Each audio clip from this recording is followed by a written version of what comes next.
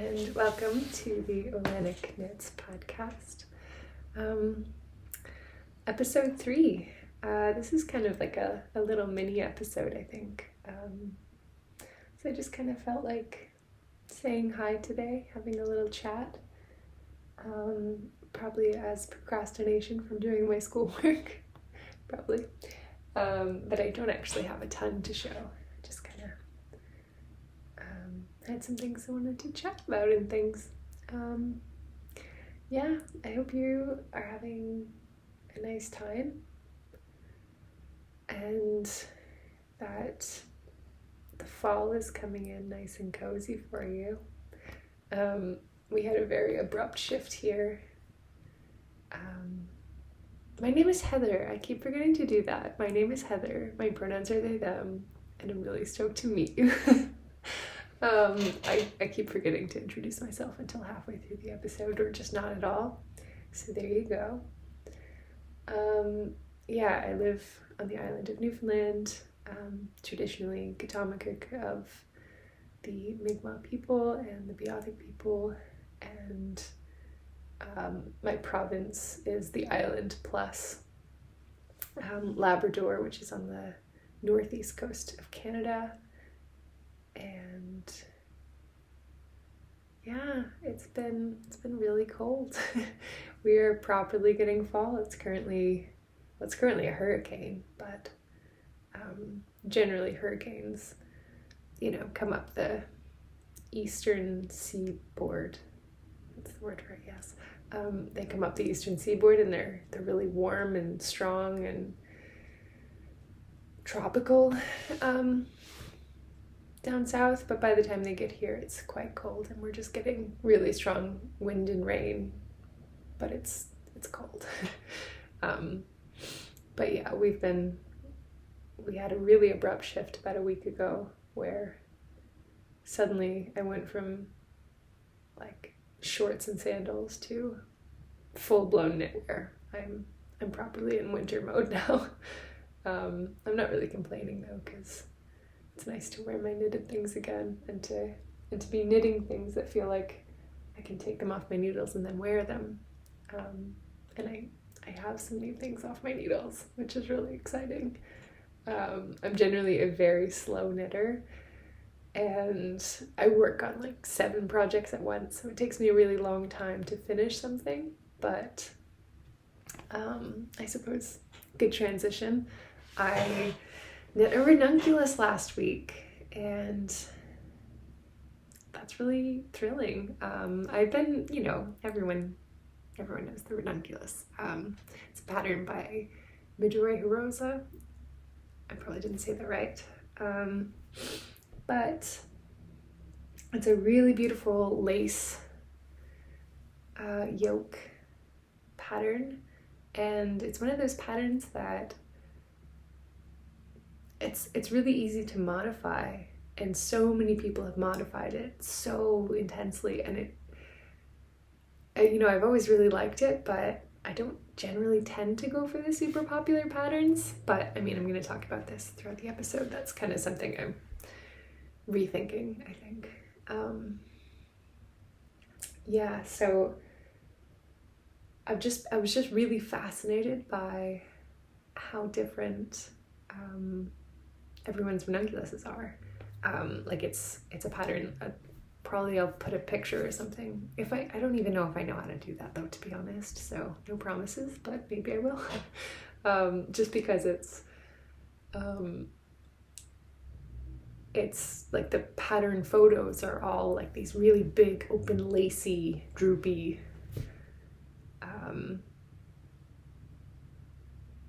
like completely mesh basically.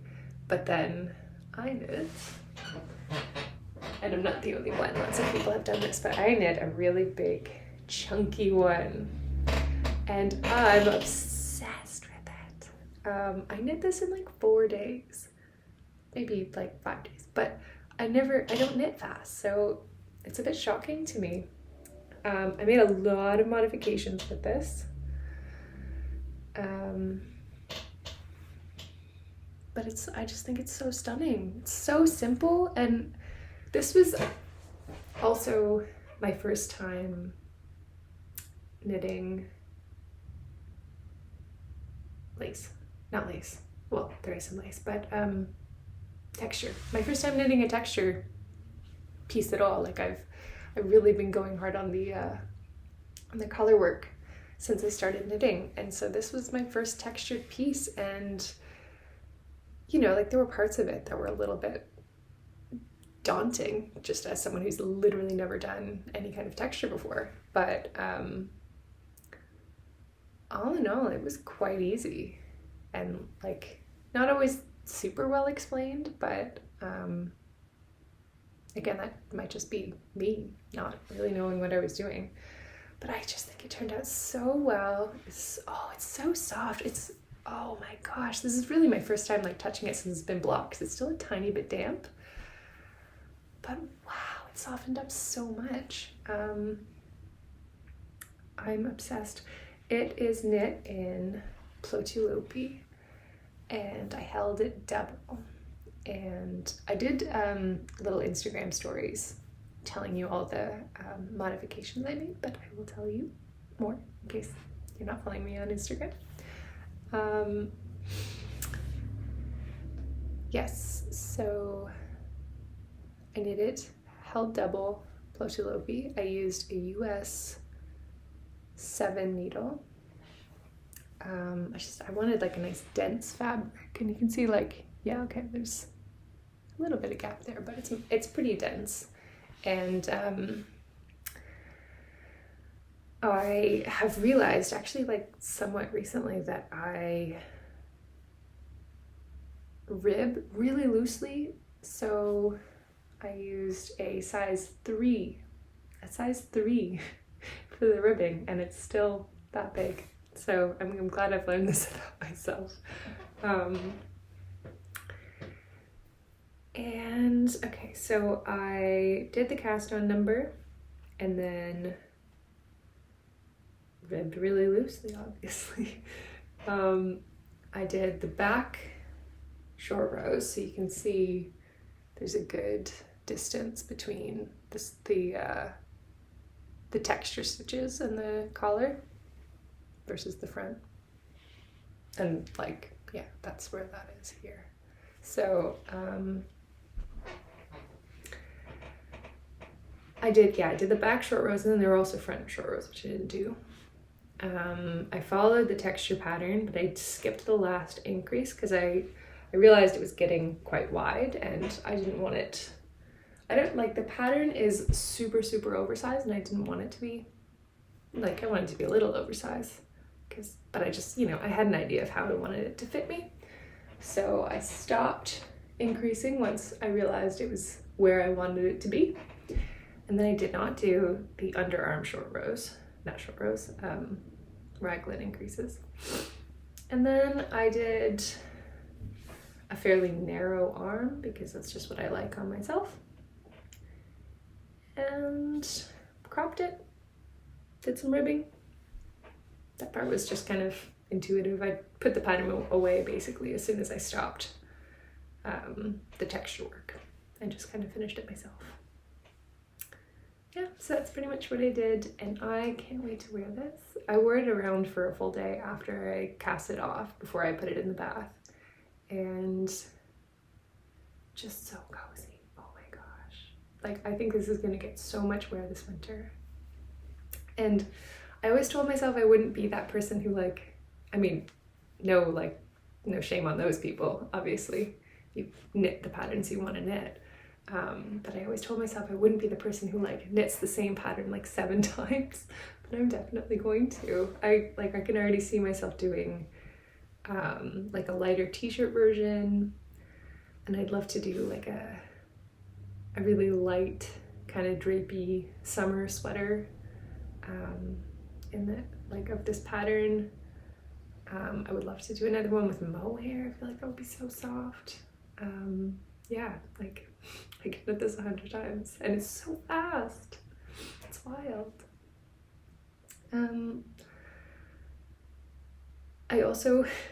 I watched a bunch of We Grow Wild podcast with, oh my gosh, Martina recently. And she's doing a test knit for me. And so I started watching her podcast and I love it. She's so funny. She's got just the best energy. And she does all kinds of other natural crafting and foraging and lots of interesting things. So I'm really enjoying her podcast. But like, obviously the most recent podcasts are all from the summer. So I've been watching all of her summer knitting podcasts, which is making me want to do summer knits, even though like it's basically already winter here. Yeah, so I need to like hold my horses on that. Or maybe, maybe I could make a couple of t-shirts because like I'll wear those under sweaters or like under cardigans, but we'll see. Anyway, I love this. I'm really happy with it and I need it to dry right now because I just want to wear it. Which, probably I should mention what I am wearing. This is my Geen Wreath pattern.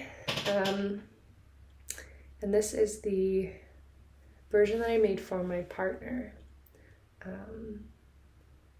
But he's currently away, so I'm wearing all of his knitted things that I knit. But like, it's fun to like visit his knits while he's away and get to wear them. And I knit this in Cumbria from the Fiber Company. And I have so many mixed feelings about that yarn. So I find the Fiber Company super interesting because they have lots of really interesting like blends and combinations of different natural fibers. I find that really fascinating, but they're really expensive, so it's a treat. It's not an everyday yarn kind of thing. So I can't remember what the occasion was, but I had bought myself this yarn for some occasion, and it is Merino Maham, I don't know. There seems to be some confusion as to how to pronounce that on the internet, and I haven't yet figured out the correct way. But yeah, it's Merino, Maham, and mohair, all blended together into one yarn, and it's so soft I could die. I'm being hugged by myself right now. Like, I mean, literally, but also in the sweater. I'm getting a little hug from a sheep too, and it's so special. But I hated knitting with it. I hated it so much. It's like, it's so soft and sleek that like, and I'm really used to rustic yarns that kind of like you knit the stitch and it's gonna hold its shape. But this was just slipping all over the place, and knitting color work with it was the worst. I was so unhappy.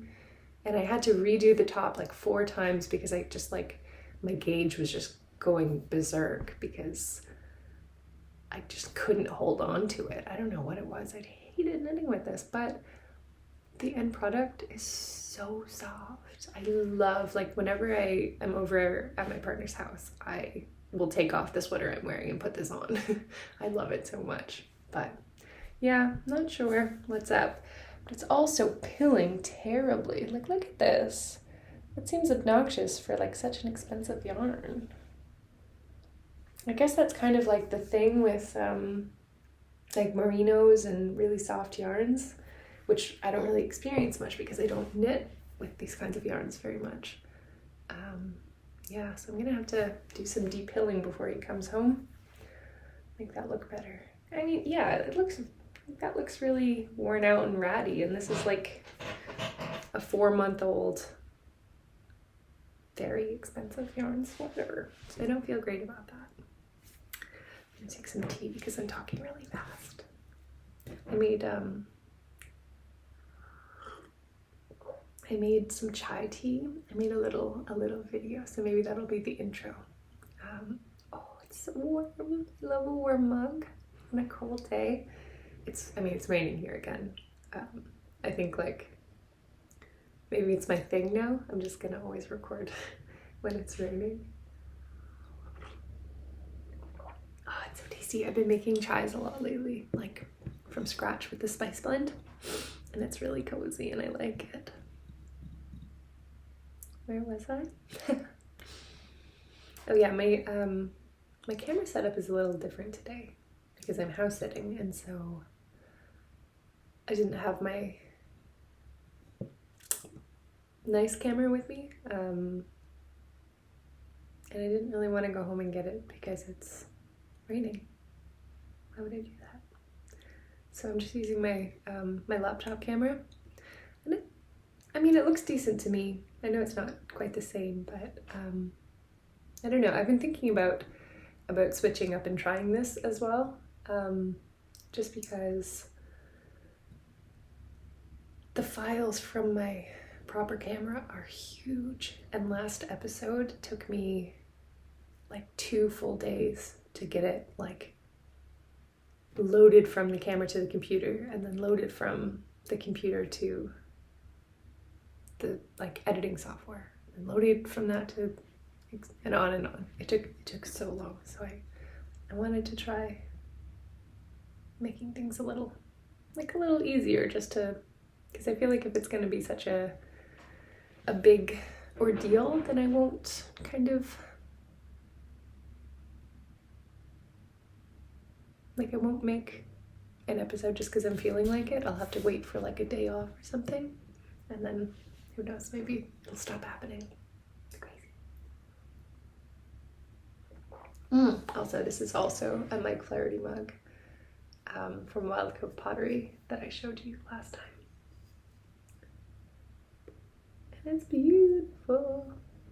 Wait, it is, right? Yes. Just had to make sure.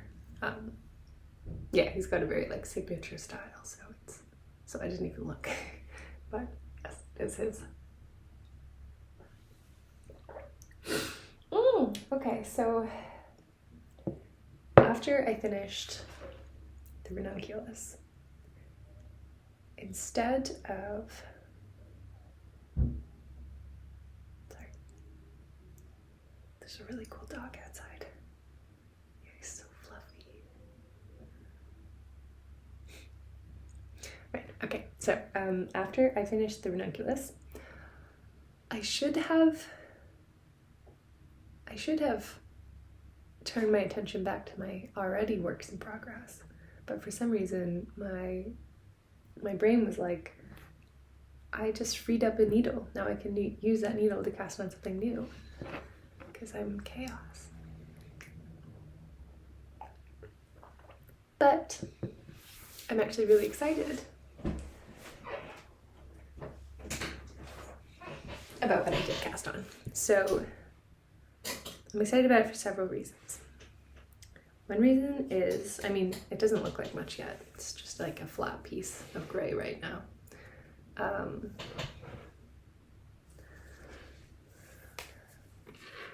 So, oh my gosh, this is rolling up so bad.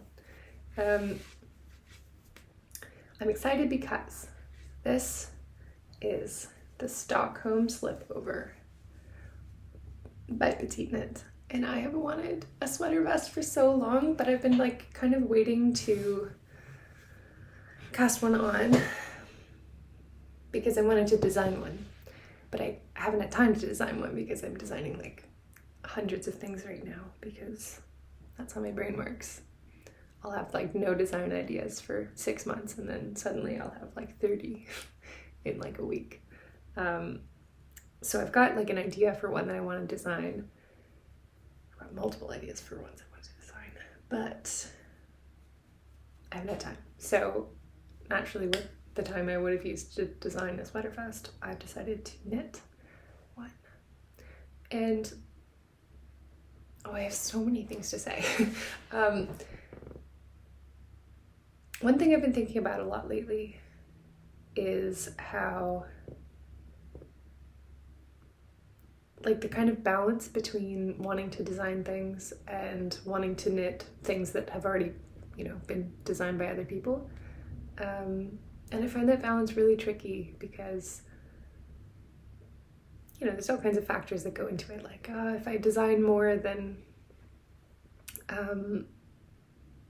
maybe I'll be a more successful designer, the kinds of silly things that we tell ourselves. Yeah, so like, well, I mean, not just that, obviously. I mean, it's also that designing is really fun and I have so many ideas and I want to like see them come to reality. But I mean, on the one hand, I am definitely more of a colorwork designer and I don't always want to be wearing something colorwork, you know? And partly this is about like a handmade wardrobe. It's not just about the interesting things I can create. It's also like creatively come up with. It's also about like things I want to wear. And I definitely tend to be a kind of person who wears a lot more like relatively plain clothes. So there are two things I want to do about this. One is I want to like design more kind of practical pieces, but also there are lots of really beautiful practical pieces already designed. And so I really do want to spend some time this year focusing on knitting myself things that I just want to wear. And I've already got lots of patterns that I've like, you know, I've seen a great pattern and I've said like, I really want to wear this, or like this would be a really good practical piece for me. And then I buy the pattern, maybe even buy the wool, but then I don't get around to doing it. So I want to focus a bit more on that kind of stuff this year. And also like,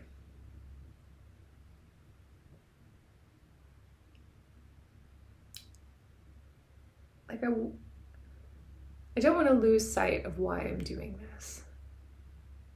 And I mean, there are lots of reasons why I'm doing this, but I don't want to lose sight of the practical aspect, because that is really important to me. Like, I know there's a huge difference between like buying clothes that you don't really need or won't really wear and then winding up in a landfill versus like knitting something that you won't necessarily wear. But it's a lot of work, it's expensive, and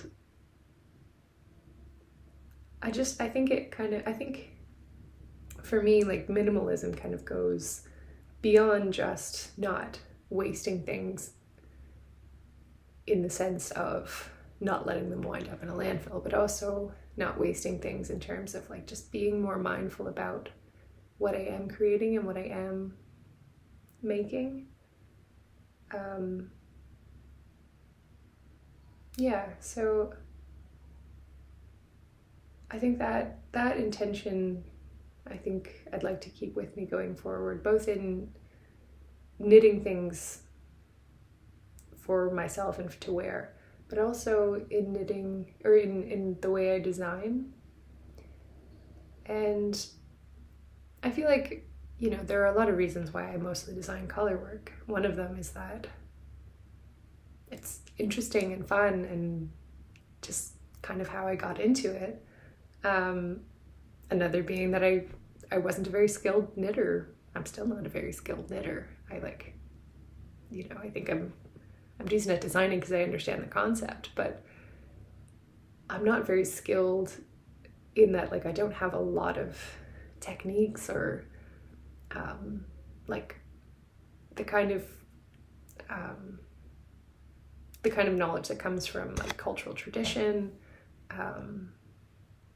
and like things being passed down or anything like that. But you know, I'm still a relatively new knitter, so I definitely wouldn't call myself very like broad skilled or anything like that. So it was a practical decision to design color work, but also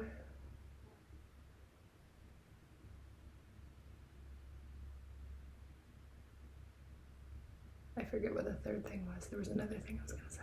I'll say it later if I remember. Oh, right. Because there are lots of really wonderful texture and kind of simple minimalist designers out there making beautiful things, and I didn't really see the need to like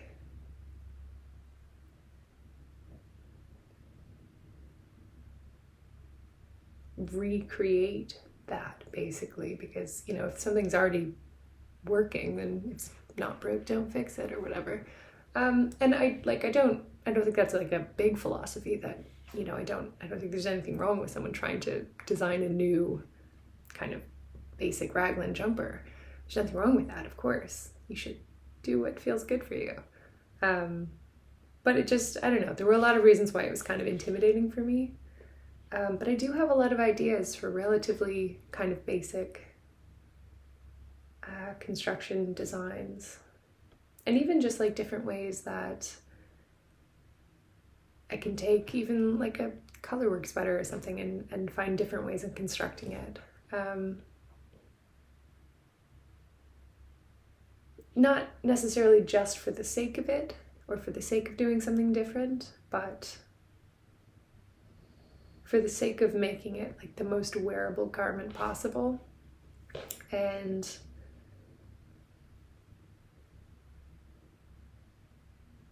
yeah, just thinking about designing in a more long-term kind of situation, you know what I mean? Like, I don't need to have the same construction, 7 different sweaters with different colors. Yeah, so that's just something I've been thinking about a lot lately as I like work on the designs that I'm gonna be working with this year. And I've got some fun plans, and I'm gonna try some different things, and I'm gonna design different things, but also knit different things from other people.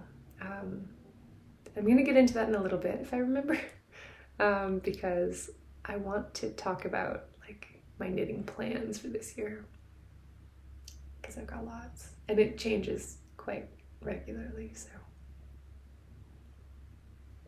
no promises.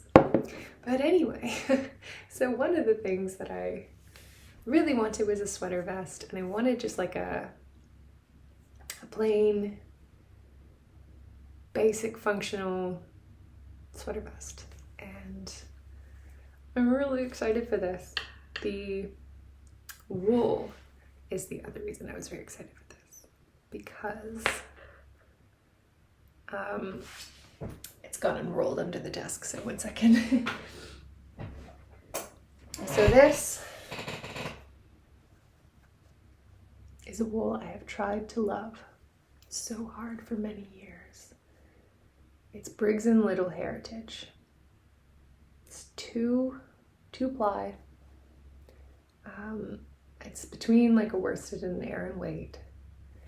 And Briggs and Little is a small mill in New Brunswick, which is one of the closest mills to me, even though it's probably 3,000 kilometers away across an ocean. But there's no mills on the island of Newfoundland, and Canada's humongous. So that's the closest one. And there are some mills on PEI, which is technically closer, but not by very much. And it's also an island, so there's that added difficulty with it. Yeah, so I've been trying to like learn more about them. They're very affordable. From what I understand, they gathered the wool from like a radius of local sheep and blend it all together, so they don't have different like breed blends or anything like that, or like breed specific yarn. And they have a bunch of different sizes. They've got a sport weight, they've got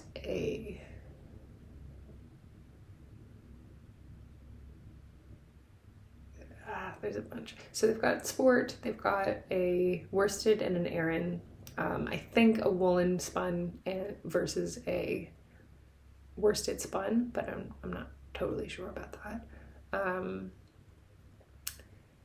And like a super bulky and a roving. And then they've got a bunch with nylon in them, but I don't pay attention to that stuff. And they're 100% wool. It doesn't tell you what, it's blends, so it's all the same like blend of wool.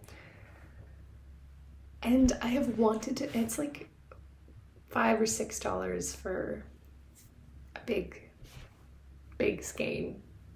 This is probably 230 to 250 meters. I can't remember exactly. I don't have the tags with me. And I've wanted to love this for so long, because it's, you know, it's one of the most local wools I can get, and it's really affordable, and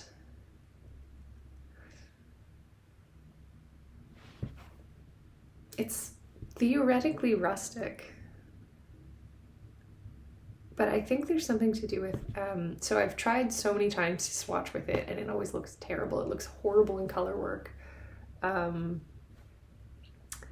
And I mean, this is obviously my opinion, right? Like, you knit with what you want to knit with. I support you in that. But this is my personal opinion. And so they've got, they mostly have like acid dyed skeins and colors.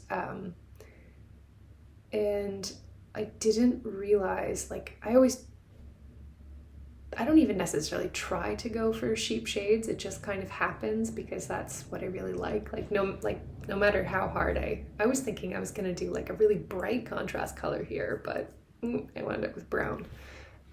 It's just what I like. Everything I currently have is basically gray and brown. Well, except this guy, but that's another story. I'll get there later. Yeah, so even like their grays and browns and stuff were like dyed, and you know, there's something about the wool that just feels like it's, my friend Leah said yesterday, like it's been, like the soul has been stripped out of it. Like it just feels like it's been processed so chemically and so harshly that there's no springiness not left to the wool. There's no character left in it. It just feels like it feels like a nylon or a acrylic or something. And then I found this guy. So this is called the Natural Sheep Shade. And it's a really lovely warm light gray. And it feels like it's got a better body to it. It feels like softer, more like a sheep. So I'm giving it a try. I'm giving this a try with that vest. And it's my last ditch effort, because I just feel really sad that a local rustic mill is making such terrible things, or things that I don't personally like. And people are always like, oh, but it's like really rustic. Don't you like that? I'm like, yeah, but it doesn't feel like a sheep. Anyway, so this is my last attempt to give them a shot. And I don't know, like, it doesn't feel great right now, but we'll see what happens when it's blocked out. Maybe I waste a lot of time. Maybe it turns out okay. Who knows? I also wanted to briefly mention these horrible, I feel like I'm being so negative today, but like these horrible needles. I have been in the market for a long time to get, well, not really in the market, that suggests that I can afford to actually buy them. But I've been wanting for a while to get an interchangeable set of needles, because currently I just have like half a dozen loose Chiagu and Haya sets of like fixed circular needles, pretty much all in size US 4 and 6, because I use them for everything. And then I've got like, you know, a scattered other set that I'll use for other things. But that's like, I've had these basically since I started knitting, and they're all like rounded off on the tops and like little gouges in the wooden ones, and the metal ones are all bent up and stuff. So I've been really wanting to get new ones for a while, and like especially because I wind up putting them in a project and then like abandoning the project for a while and starting something else, and I've got no needles. So I was at a local yarn shop. It's not like like, it's the only local yarn shop left in St. John's, the city I live in. But they don't have very much. It's like lots of, like, a few different bits of acrylic and Briggs and Little. That's all they have. But I was in there one day when I was buying the Briggs and Little, and I saw that they had interchangeable needles, but they were selling individual tips and wires, and I was like, that's a cool idea. That way I can just get a bunch of 4 and 6s. And they're knit picks, I think.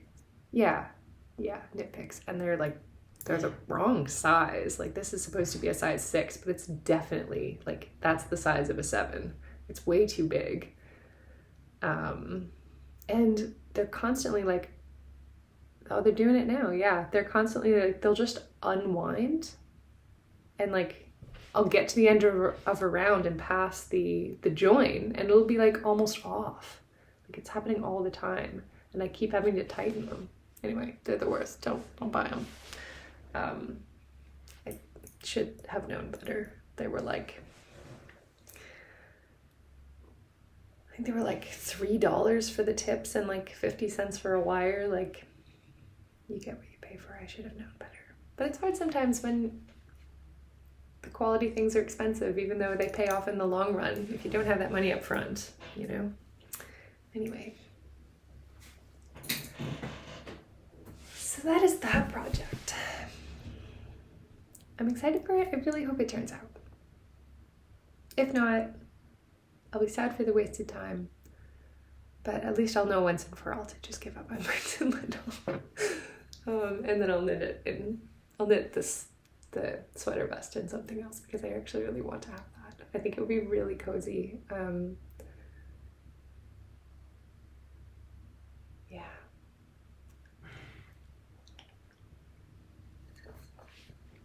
This is just, I think I showed this, maybe not last time, but the time before. This is just the socks that I was knitting for my partner. I did as a test knit for the Petite knitter.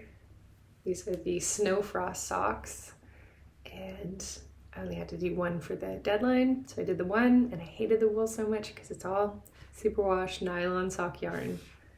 I never knit the second, but my partner actually loves this kind of socks, like a superwash nylon socks.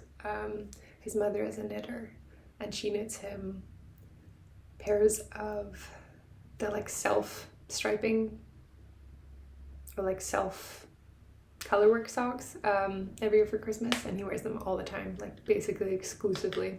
So he will actually wear these. And I suppose it's like, I don't know, I can't decide if it's better to like give this away, because I still have like almost the full skein of the nice kind of variegated skein. This is Emily C. Gillies. I don't remember the color of it, but it's like a lobstery, kind of goes from like a rust into like a deeper red. And it looks really great having the variegated skein in the color work on this. I like that. I don't generally like variegated skeins or like color changing yarn of any kind. Like indie hand-dyed yarns that have like speckles and like bright splotches and stuff. Like, I think they're beautiful as a skein, and I'd like hang them on the wall or something if I had them. But I don't see the practicality in that. There are like very few things that I've seen knitted with a variegated skein that I like the look of, because like I hate the pooling and like the stripes and stuff like that, and I know you can like alternate skeins, but that just makes the pools bigger, I find. Anyway, not my thing, but fair play to you if it is yours. But I was gonna say, like, there's a few things where you've got like a solid color and then like a bit of color work happening in in the variegated skein, and I kind of like that look. I think that's kind of fun. I still don't think I would wear it, which is what I'm trying to make the intention behind what I knit, but it looks cool. Yeah, so I've gotten a fair way done on this since I last showed it. And that's just because my partner's away and I want to like make him a little something for when he comes home. Yeah, that's all that is. I probably wouldn't have even shown that tiny bit of progress, but it was in the frame, so I feel like I had to. I do also really love this sock pattern, actually. And I'm gonna make myself a pair in like a nice rustic yarn. And I can't wait. I've been feeling the sock mojo, as they say, a lot lately. Yeah, I don't know. I think it's just something about like the fall and the like just wanting to be really cozy. Maybe it's also that like I buy wool socks usually. Resisting the urge to just lift my foot up and show you right now, because that would be awkward. But just like, I just buy regular like gray wool socks, like ribbed ones from like the grocery store usually has them, every year, and I'm kind of wearing through a lot of, well, I don't buy them every year, but like every couple of years when I'm starting to run out, and I'm starting to wear through a lot of the ones I have now. And so I kind of want to not buy more and just knit more. And I'm actually kind of envisioning, I also want, oh my gosh, I'm short circuiting. Too many things to say. I feel like in a lot of my knitting this year, I'm also, like, my intention is to like be learning more and learning different techniques so that I can like expand the kinds of designs I can make. So I want to knit a bunch of just like plain color socks, nice rustic sheepy wools. I'm very passionate about not using nylon and superwash, as you might have gleaned. But I want to use these kinds of wool and make just like different constructions of socks to, you know, figure out what works the best. And I'm really excited. I'm getting a student loan. It should arrive any day, and then I'm going to buy, I should not, but I probably will buy some different kinds of all natural sock yarns, because I honestly usually use like yarns that weren't necessarily intended to be sock yarns but have, you know, a high twist and they're the right kind, and I'll just knit with a really tight gauge when I do socks. But I'd like to actually try some of the all natural yarns that were intended for socks, like Mondim and Snowdonia sock from Garth and Noor, and get some Woolly Mammoth Fiber Company ones, and some from Eula at Wool and Twine. I watched her new podcast / yarn preview for her shop update the other day, and her colors are amazing. So maybe I'll have to do a bit of that. I don't know. I shouldn't have said any of this out loud. I need to be secretive about my like student loan yarn purchases, but it's all right. We all kind of know what's happening. Anyway, so I'd like to knit myself and my partner some socks this fall. I think that would be a really cozy thing to do. No idea where I'm going to find the time to do this, but we'll see. Yeah, so that's happening. And speaking of socks, I knit these socks last summer, and the intention was to do a little, well, I think the intention at the time was just to make some socks, honestly. And I was on a work trip for 10 days traveling, so I didn't it was a work trip, so obviously I was traveling, but traveling like continuously, like a day or two in each place for 10 days. I was working as a photographer for a tourism campaign trip thing. It was really fun. I got to just like spend every day like kayaking and hiking and whitewater rafting and all kinds of crazy things I wouldn't probably have done otherwise. So it was really fun. But I wanted to bring some knitting with me, but I wanted it to be tiny and so like easy to pack and just kind of easy to do on the go. So I just started working on some sock designs. And these are the ones I made while traveling. These are my famine socks, little seaweeds, and these are all knit in Tukuwool. So it became a bit of an experiment after a while. So like as soon as I cast them off, I started wearing them constantly. I wore them in like hiking boots all fall and absolutely wore them constantly. And it became an experiment to see how they would wear, because I don't know, I'm not sure that I'd seen anyone knit socks with Tukuwool at that point, and I have since. I know Melody Hoffman, Bee Mandarins, she has done some as well, and I'm not sure who else, but I feel like I see them around on Instagram now. So I've been kind of keeping track and doing little regular check-ins with them on Instagram, but I figured I would do one here because we finally have wear through. It's not a hole yet, but you can see the wood through there. That's gotten very thin. This is more than a year later, but 14 months, I think. So that's a bit of a sad time, and it's a little bit on the other heel as well. You can kind of see, yeah, you can see that's gotten pretty bare. But I would like to note that it's nowhere else on the sock, not the toes, nowhere like that. Just that particular part of the heel, and these felted. So I accidentally put them in the dryer and they felted.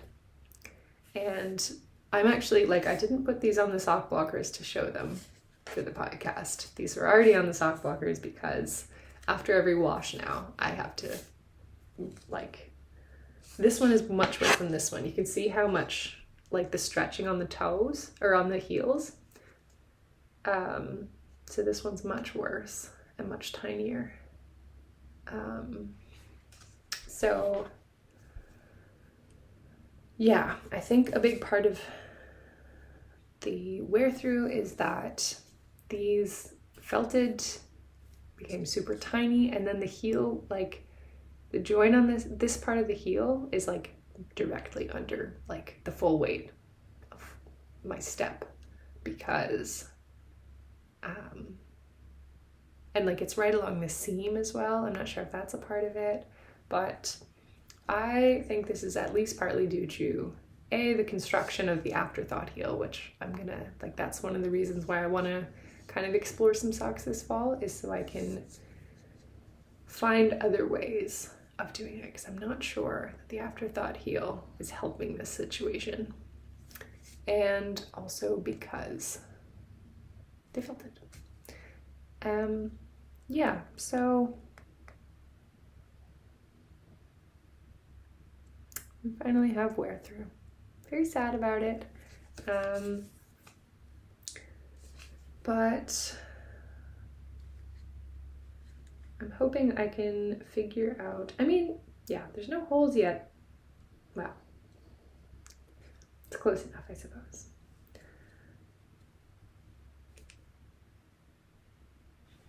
Yeah, so I'm very sad about this, but I'm not, like, I don't think it's the wool. I think it's the sock construction. So I'm gonna knit some more socks with Tukuwool. Actually, I have another pair of socks knit with Tukuwool that I can, that I will start watching, because I haven't started wearing them yet. I still haven't woven in the ends, but I brought them with me house sitting so that I can focus on that, get it done, and start wearing them, because it's cozy sock season. It's time. So I will do some updates, checking in, that kind of thing with that. Before I move on to my last whip, that's fun to say. I don't actually have that much to say about the other one, but I wanted to talk about a little knit along that I'm gonna start.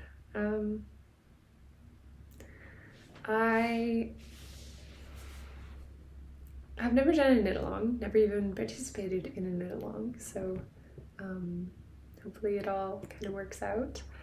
I thought it would be a fun way to kind of connect some more with the lovely people I have been meeting here on YouTube. And so I'm going to host a knit along of any of my patterns for the rest of the year. And I'll have a little discount code for people who want to participate. I meant to set that up before I recorded, but I didn't, so I will write it here. And it will be in the description box below. So that'll be 15% off any of my patterns. You can use 15% on multiple of my patterns if you want. And that will be for, the rest of the year. I probably won't keep the code up the rest of the year. That makes sense. I'll put the code up until the end of October. Seems reasonable. And you can send me my patterns. You also don't have to purchase a pattern for the knit along if you already have one of my patterns. That's totally reasonable. And I will set up a group on Ravelry where we can chat and share what we're working on, and I will have a little cast on party. I'm thinking on Thursday this week. You can let me know if that works or doesn't, because I know time zones are a little tricky. I'm in Newfoundland, and we are GMT minus 3:30. And then I think a lot of followers are in Europe, so that is way forward. And then there's lots of people in Western Canada, so it's gonna be a tricky one to make it all work. But maybe what I'll try to do is like an afternoon here in Newfoundland, so that'll be evening in Europe, and then kind of late morning in Western Canada. So I'll figure that part out, and I'll put the information down below. But it's going to be Thursday, September. Oh my gosh, where's my calendar? Hang on.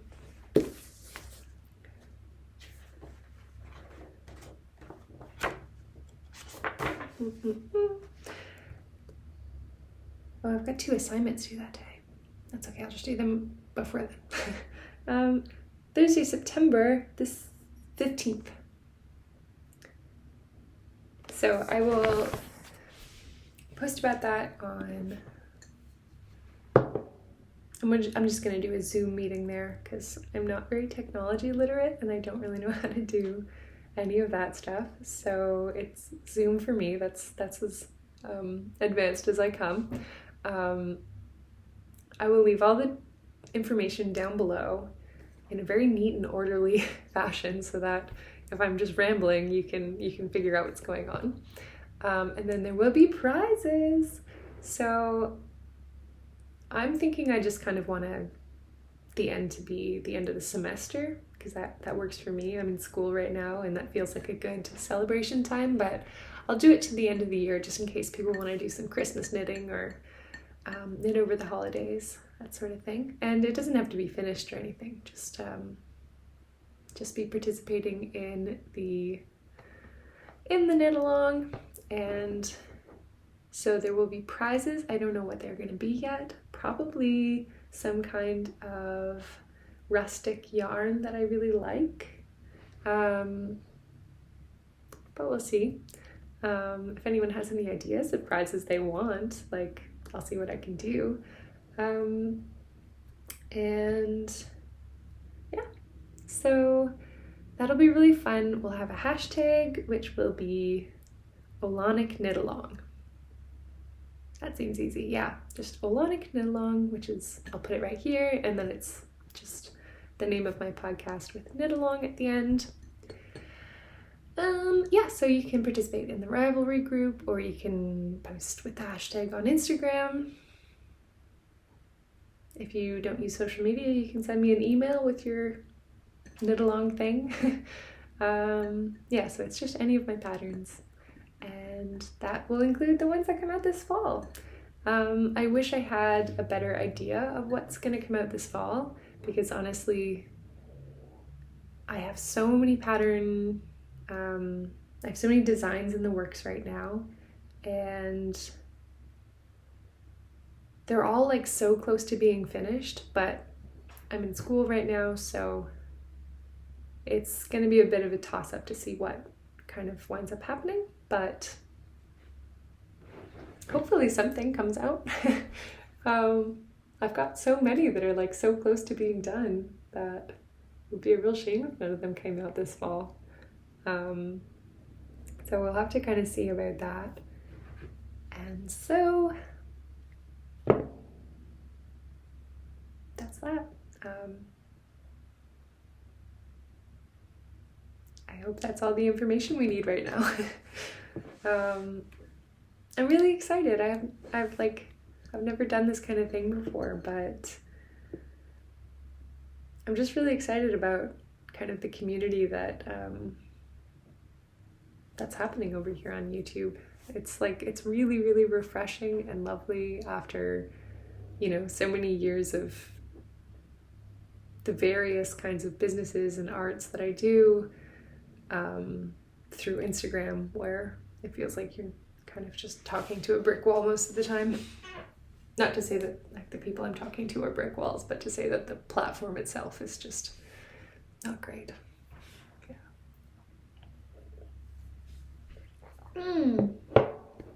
Okay, so last thing I have to show you. This is actually becoming quite long. I thought this was going to be a quick little episode. Once again,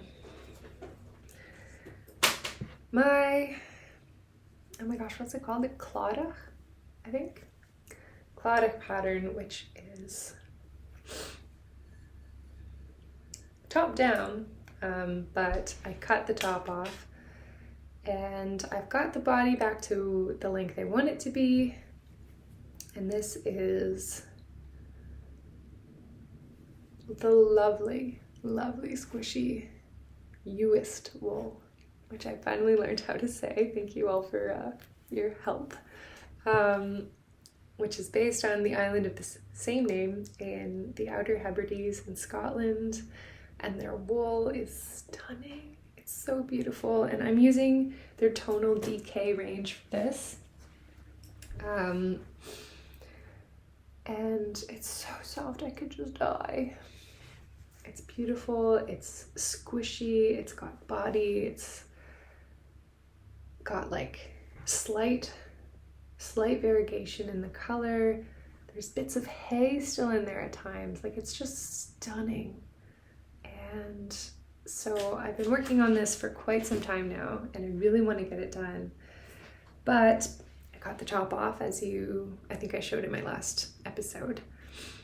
And I was just going to go back from the bottom and like knit backwards basically, as it still would have been just kind of at a tighter gauge. But as I've been thinking so much lately about how I design and how I want to I want my intentions of like sustainability and like wearability to be a part of the way I design, I realized that I didn't want to just do yoke increases on a plain yoke sweater. though it would have been fine, it would have functioned. It wouldn't have looked as good, and I don't think it would have gotten as much wear. So I have started again making it a raglan increase sweater. And this is my first time designing a raglan increase sweater, and that is a little terrifying. And this will probably take a while now, but I think it was the right decision. So that's where that's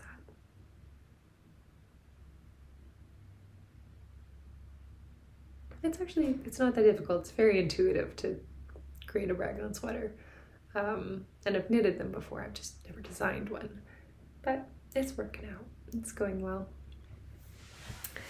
Yeah, so I guess that's everything I've got to show you today. I haven't been doing any more dyeing, more or less just because I've been not at my house. I've been house sitting. I think a lot of the plants that I was using are kind of going out of season now. So I am actually curious to see what kind of dyes I can create with the fall forage. Gosh, I haven't been picking any more mushrooms either.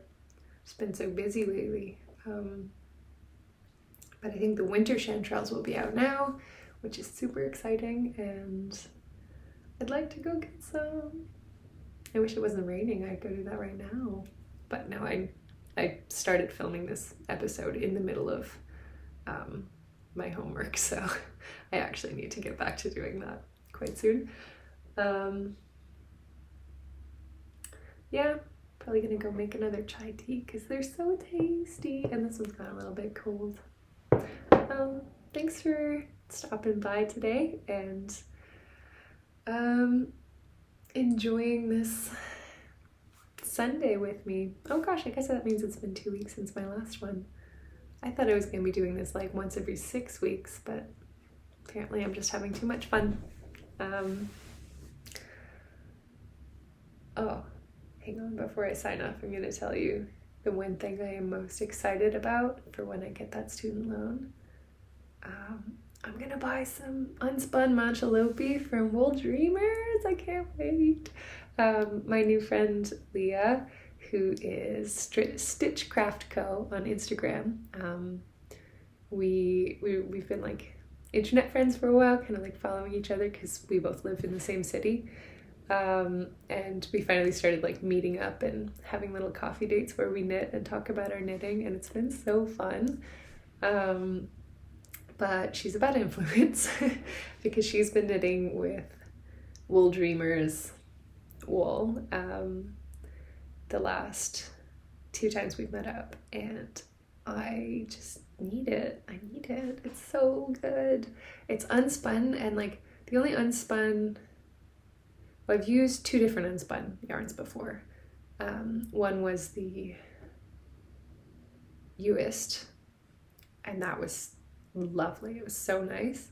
And I've been using a lot of Plotilopi, which I love. I love Plotilopi. I don't find it itchy. I love the way it feels, but this unspun from the Manchalopi that Leah had was so nice. It was so soft, and the color of it was just this like stunning light gray beige, which is obviously my favorite thing.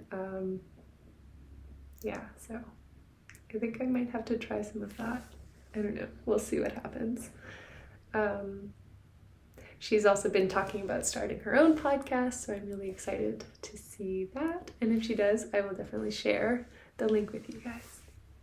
Okay, I'm actually gonna go now. Gonna go do some homework. I hope you have a lovely day. I don't know why I'm dancing.